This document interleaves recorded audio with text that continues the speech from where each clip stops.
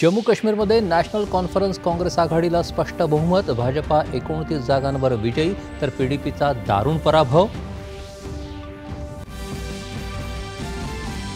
हरियाणामध्ये भाजपाची विजयाची हॅट्रिक, 90 पैकी 48 जागा जिंकत स्पष्ट बहुमत, काँग्रेसला 37 जागा।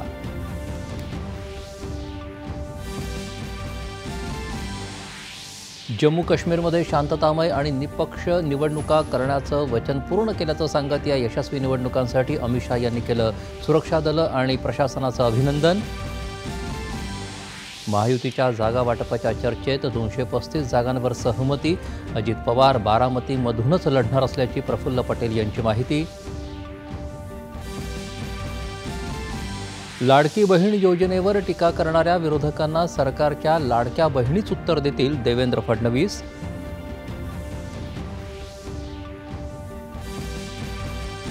राज्याच्या विकासासाठी केंद्रात आणि राज्यात समविचारी सरकार आवश्यक असल्याचं सांगत महायुतीला निवडून देण्याचं अजित पवार यांचं सोलापुरात आवाहन।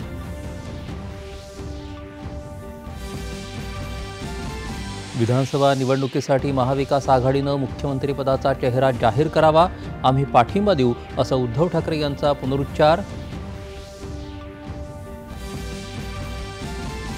नवी दिल्लीत राष्ट्रपतींच्या हस्ते राष्ट्रीय चित्रपट पुरस्कारांचं वितरण, अभिनेते मिथुन चक्रवर्ती यांचा दादासाहेब फाळके पुरस्कारानं सन्मान।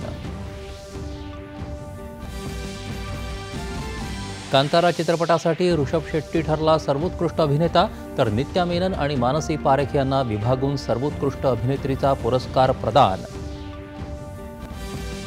आणि भौतिकशास्त्र विषयासाठी देण्यात येणारा नोबेल पुरस्कार यंदा जॉन एच हॉपफिल्ड आणि जॉफ्रे हिंटन यांना जाहीर।